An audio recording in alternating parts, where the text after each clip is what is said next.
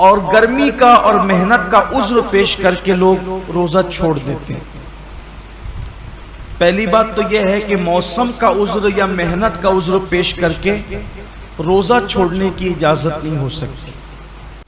بلکہ اگر محنت مزدوری کی وجہ سے آپ روزہ چھوڑتے ہیں تو اسلام کا حکم یہ جو احکام شرع ہے وہ بتا رہا ہوں آپ کو، کہ ایک طرف روزہ چھوٹتا ہے کام دھام کی وجہ سے، آپ اپنے اندر طاقت نہیں پاتے کہ محنت بھی کریں اور روزہ بھی رکھیں تو روزہ نہیں چھوڑ سکتے، آپ کو شریعت یہ حکم دیتی ہے کہ آپ اپنی مصروفیات کم کر دیجئے، آپ کام شارٹ کیجئے لیکن روزہ آپ کو رکھنا ہے۔ اس لیے کہ رمضان شریف کے ایک روزے کی اہمیت یہ ہے، ایک روزے کی، کہ جان بوجھ کر اگر کسی نے رمضان شریف کا ایک روزہ چھوڑ دیا اور اس کے بدلے میں پھر وہ پوری زندگی روزہ رکھے تو زندگی بھر کے تمام روزے اس ایک روزے کی فضیلت کو نہیں پہنچ سکتے جو ماہ رمضان شریف میں رکھا گیا ہے۔ ماہ رمضان شریف کے روزے کا بدل زندگی بھر کے روزے نہیں ہو سکتے۔ جو فضیلت ان دنوں کی ہے، یہ موسم ہے روزے کا، اور کچھ لوگ چھوٹی موٹی بیماری کا بہانہ لے کر بھی روزہ چھوڑتے ہیں۔ ہر چھوٹی موٹی بیماری پر روزہ چھوڑنے کی اجازت نہیں ہے، گنہگار ہوں گے، سخت گنہگار ہوں گے۔ جس نے ایک روزہ رمضان شریف کا چھوڑا پھر اس کو قضا بھی کرنا پڑے گا ایک روزہ، اور توبہ بھی کرنی پڑے گا۔ یہ بھی عوام میں غلط فہمی ہے کہ جو لوگ سوچتے ہیں کہ رمضان شریف کا ایک روزہ چھوڑ دیا جان بوجھ کر تو 60 روزے رکھنے پڑیں گے، ایسا نہیں ہے، ایک ہی روزہ رکھنا ہے۔ یہ اصل میں جو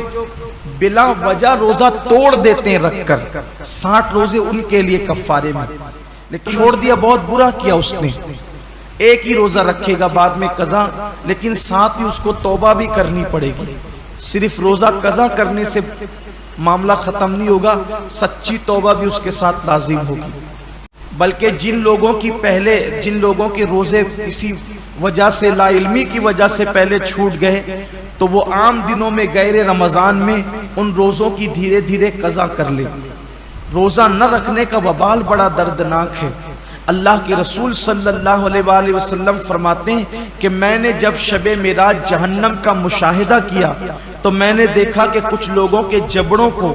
آگ کی کینچی سے کاٹا جا رہا ہے۔ میں نے پوچھا جبریل یہ کون لوگ ہیں؟ عرض کیا یا رسول اللہ صلی اللہ علیہ وآلہ وسلم یہ آپ کی امت کے وہ لوگ ہیں جو ماہ رمضان شریف میں روزے نہیں رکھتے تھے۔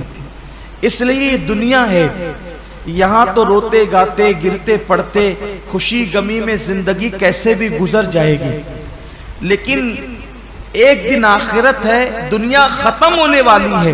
اور آخرت کبھی ختم نہیں ہوگی۔ آج عمل کر سکتے ہیں،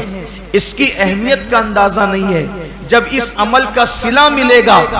اور عمل نہ کرنے پر سزا ملے گی تب انسان پچھتائے گا کہ کاش میں نے اس کا